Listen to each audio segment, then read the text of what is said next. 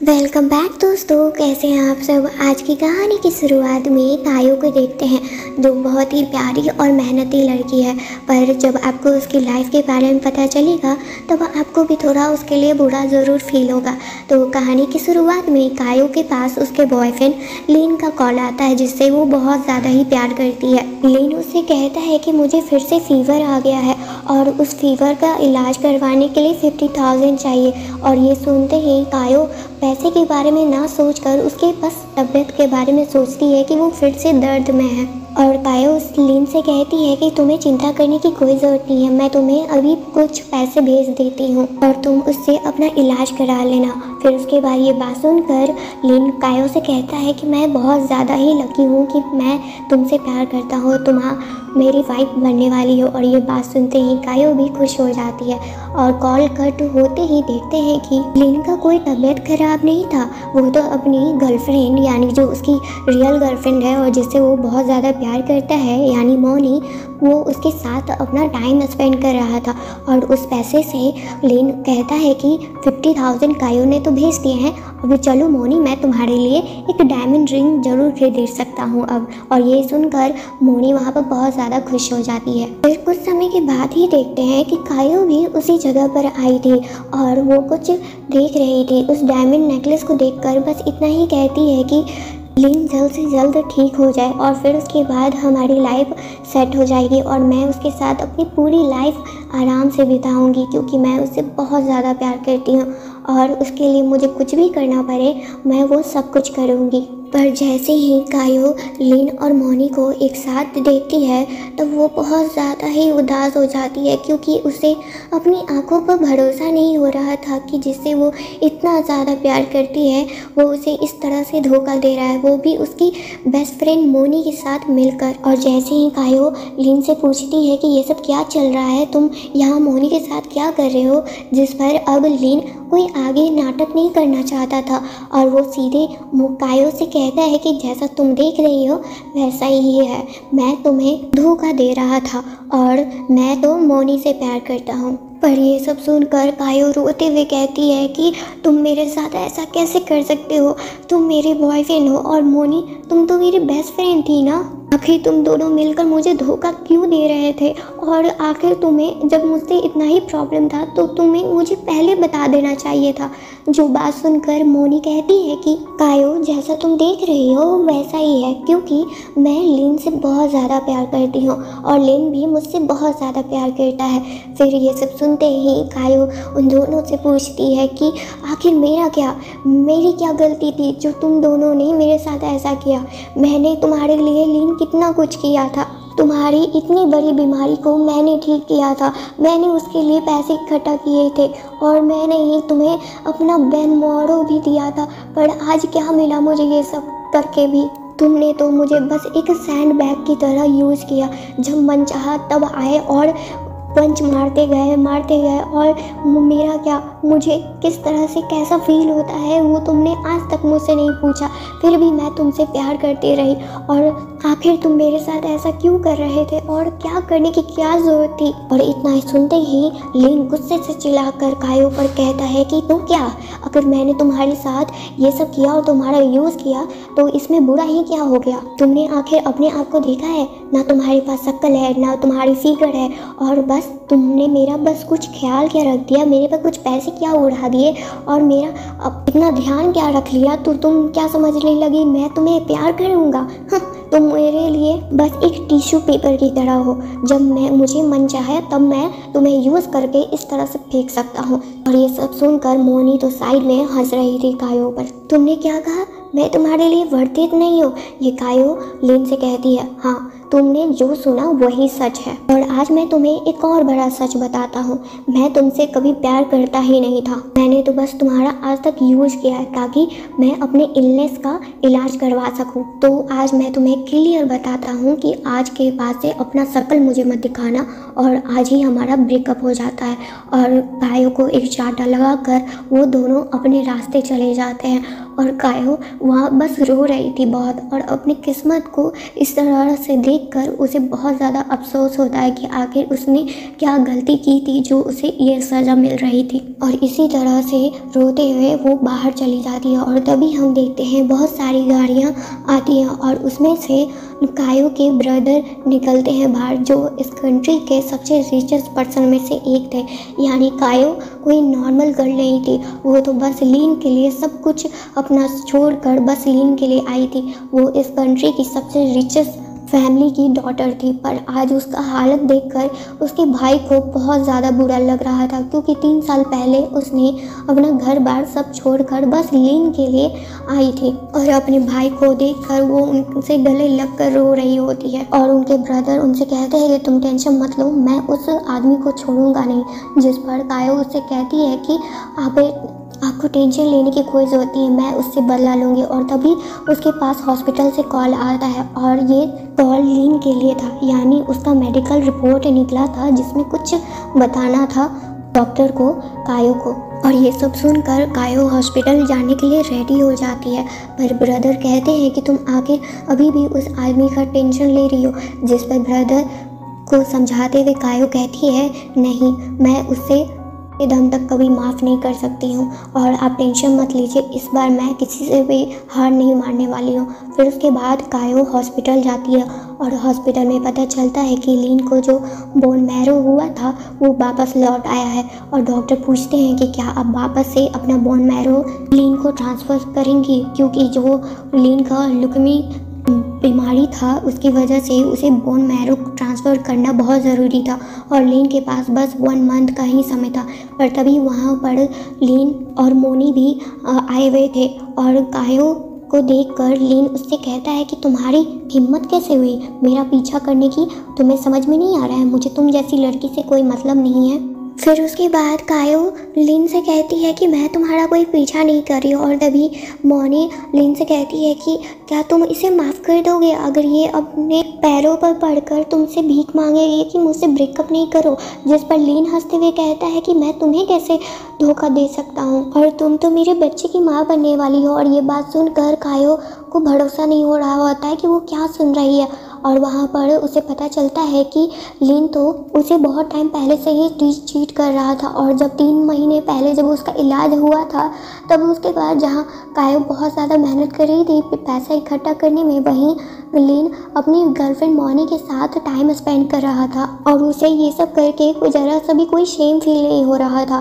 फिर उसके बाद तभी लीन को पता चलता है कि कायो के हाथ में एक रिपोर्ट है और उस रिपोर्ट को देखकर उसे लगता है कि कायो को ल्यूकेमिया है, यानी जो बीमारी उसे था अब उसे हो गई है, क्योंकि दूसरा रिपोर्ट जिसमें लीन का नाम था वो तो अभी भी कायो के पास ही था। और वहाँ लीन हंसते हुए कहता है, देखो भगवान भी तुम जैसे लोगों के साथ ही बुरा करते हैं और मुझे हमेशा मेरे साथ अच्छा ही होता है।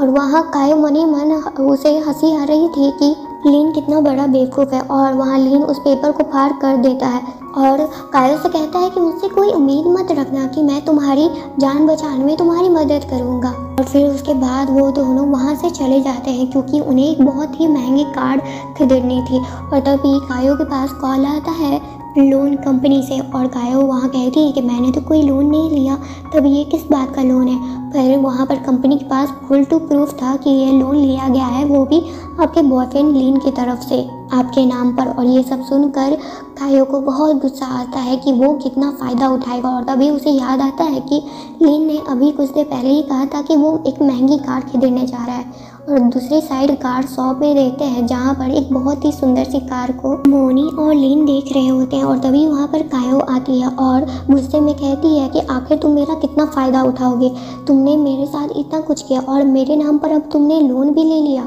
जिस पर लीन उससे कहता है कि मैंने तुम्हारे साथ इतना टाइम स्पेंड किया, उसके लिए मुझे कुछ तो फ़ायदा होना चाहिए था ना।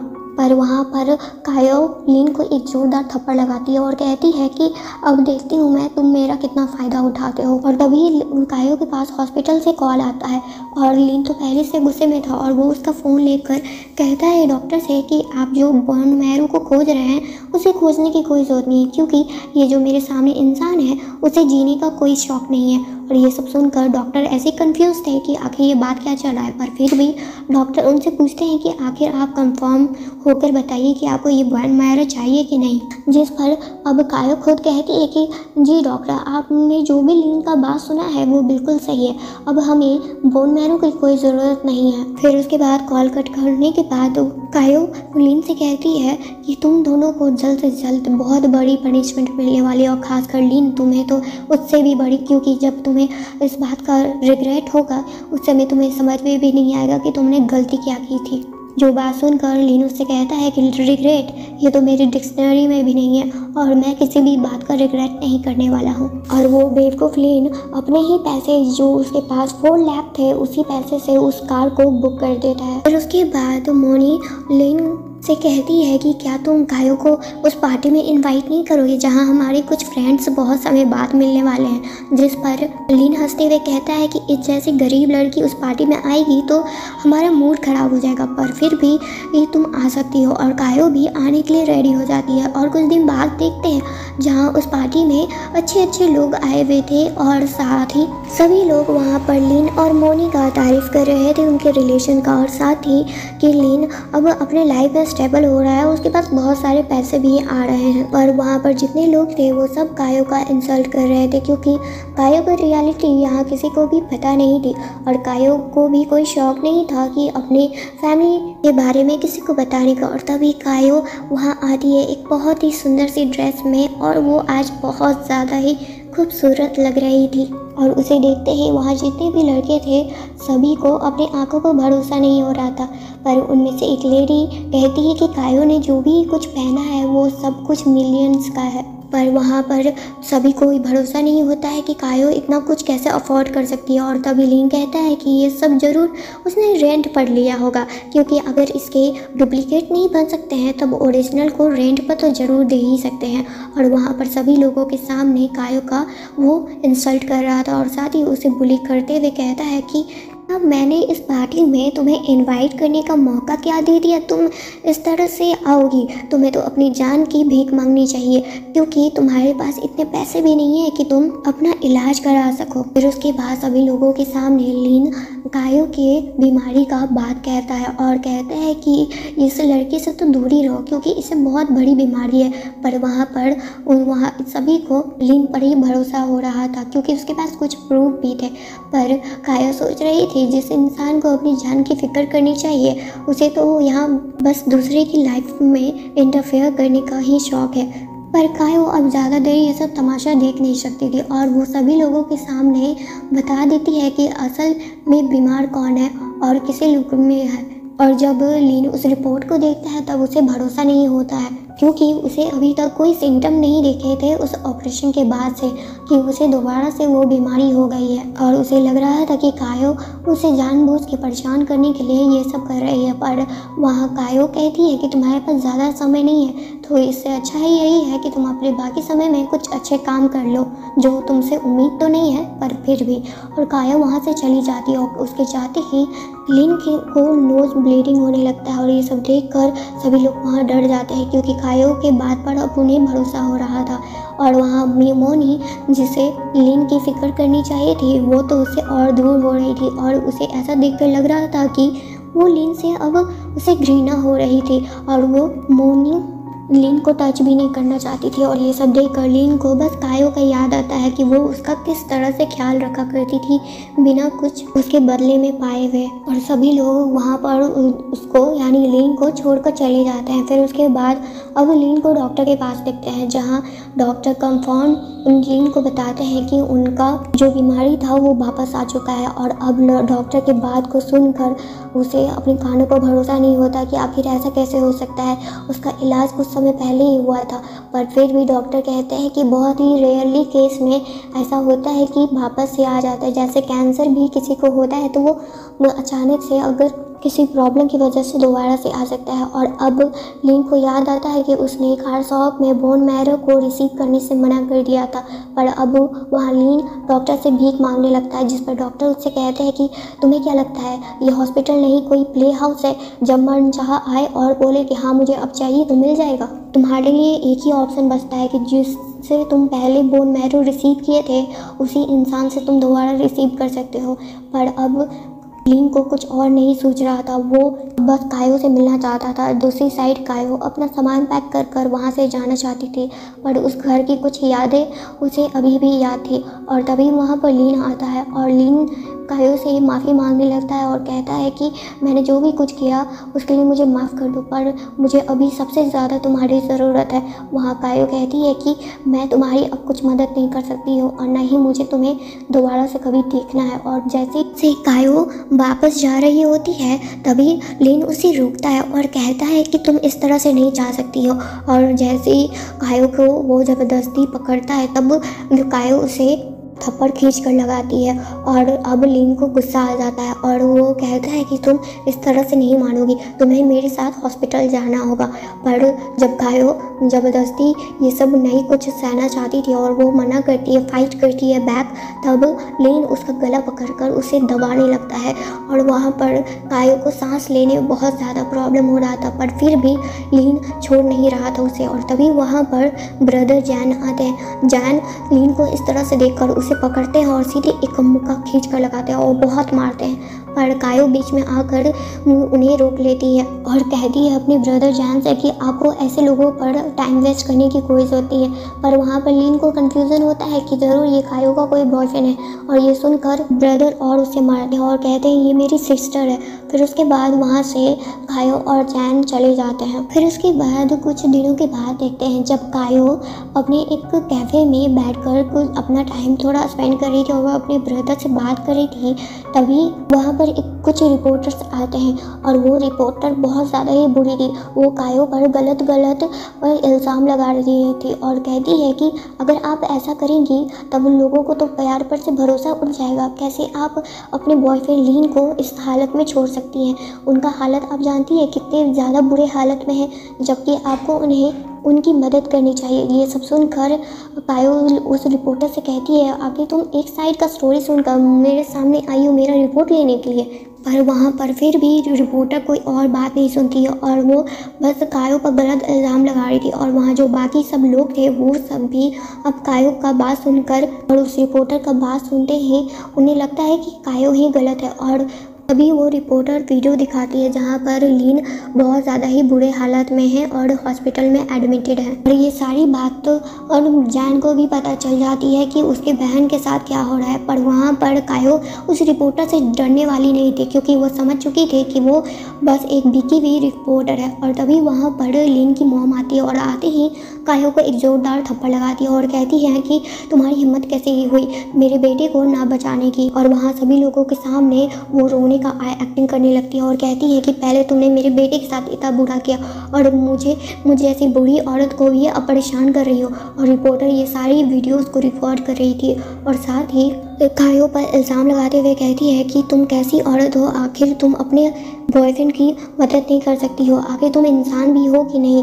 पर वहाँ पर कायो कहती है कि तुम्हारा कोई हक नहीं बनता है मुझे जज करने की, क्योंकि तुम कोई होती नहीं हो। पर वहाँ पर मॉम अब सभी लोगों के सामने एक्टिंग करने लगती है और सारे लोग ये सब देखकर बस उन्हें एक साइड पर स्टोरी पर बिलीव होता है और कहते हैं कि आखिर एक ओल्ड वुमेन के साथ ये लड़की आखिर ऐसा क्यों कर रही है। और ये सब देखकर उन लोगों को बहुत गुस्सा आता है और वहाँ आकर सभी लोग मिलकर अब कायो को मारने लगते हैं। पर तभी वहाँ पर ब्रदर और जैन आते हैं और अपनी प्यारी सी बहन को बचा लेते हैं फाइनली। फिर उसके बाद बारी बारी से सभी को अच्छे से सबक सिखाते हैं और जैन वहाँ पर सारे प्रूफ को लोगों के सामने पेश करता है और सुनाता है कि आखिर लीन ने आखिर क्या किया। और उसी बीच में लीन भी वहाँ पहुँच चुका था, जो अब एक्टिंग कर रहा था अच्छे से कि माफ़ कर दे और सभी लोगों के प्रेशर की वजह से उसे बोन मैरो देने में कोई प्रॉब्लम ना हो और वो दे दे। पर वहाँ पर ब्रदर उन सारे प्रूफ को दिखा देते हैं जो लोग बस कायो पर अभी कुछ देर पहले सारे इल्ज़ाम लगा रहे थे। और ये सब